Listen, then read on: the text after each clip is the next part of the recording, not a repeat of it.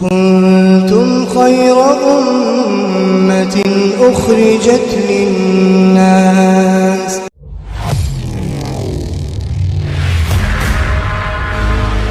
اور ہمیشہ یہ ہوتا تھا کہ نبی آتے تھے تو لوگوں کے دلوں پہ محنت کرتے تھے، اور جب لوگوں کے دلوں پہ محنت ہوتی تھی تو لوگوں کی زندگی میں دین آ جاتا تھا، اور نبی کا انتقال ہوا، نبی چلے گئے تو لوگوں کی زندگیوں سے دعوت چلی جاتی تھی، اور جب دعوت جاتی تھی تو پھر لوگ جو ہے وہ برائیوں میں مبتلا ہو جاتے تھے۔ دوستو، آگے بڑھنے سے پہلے ہمارے چینل کو سبسکرائب ضرور کر لیں اور ہماری ویڈیوز کو زیادہ سے زیادہ لوگوں تک شیئر کریں۔ اللہ رب العالمین پھر کوئی دوسرا نبی بھیج دیتے تھے، وہ آ کے وہ دعوت دیتے تھے، اور جب دعوت دیتے تھے تو لوگوں کی زندگیوں میں دین آتا تھا، اور پھر جب نبی چلے جاتے تھے، ان کا انتقال ہو جاتا تھا، وفات ہو جاتی تھی، تو پھر لوگوں کی زندگیوں سے دعوت ختم ہوتی تھی، جس کے نتیجے میں لوگوں کی زندگیوں میں پھر بدلاؤ آ جاتا تھا۔ پھر کوئی بت کی پرستش کرنے لگتا، اور کوئی آگ کی پرستش کرنے لگتا، کوئی سورج کو پوجنے لگتا۔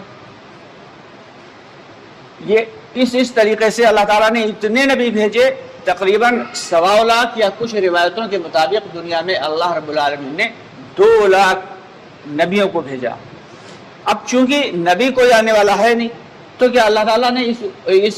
جو ہے امت کو ایسے تنہا چھوڑ دیا، بیکار چھوڑ دیا؟ ایسا نہیں۔ اللہ اپنی بندوں سے تب بھی، ان بندوں سے بھی اتنی محبت کرتے تھے، اور جو قیامت تک آنے والے بندے ان سے بھی اتنی ہی محبت کرتے ہیں۔ جیسے کسی باپ کے اگر 20 بیٹے بھی ہیں تو وہ 20 بیٹوں سے اپنی محبت کرے گا۔ اور اللہ تو ہم سب کے جو ہے پالنہار ہیں، اللہ ہم سب کو پیدا کرنے والے ہیں، ہم سب کو بنانے والے ہیں، ہم سب کے کریٹر ہیں، تو اللہ ہم سے کتنی محبت کرتے ہیں، تو کیا اللہ تعالیٰ ہم سب کو ایسے چھوڑ دیں گے؟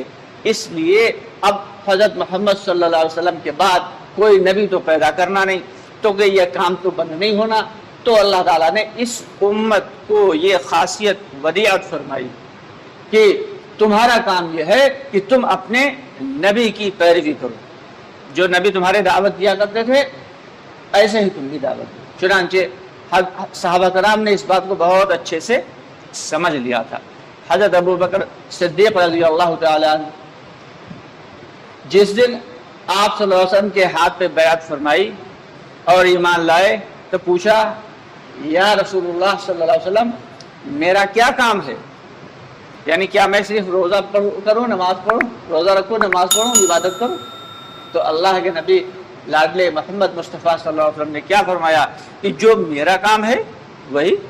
تمہارا کام، یعنی جو میں دعوت دیتا ہوں وہی دعوت دینا کام تمہارا ہے۔ چنانچہ حضرت سیدنا ابو بکر صدیق رضی اللہ عنہ گئے، اور جو ان کا ایک دائرہ تھا لوگوں سے تعلق کا، بڑے لوگوں کی نگاہ میں بڑے عزت والے تھے اور بڑے مالدار تھے، لوگوں سے بات چیت کی، ایک دن 8 لوگوں کو لے کے آئے، ایک دن 8-9 لگ بھگ تقریباً 9 لوگوں کو لے کے آئے،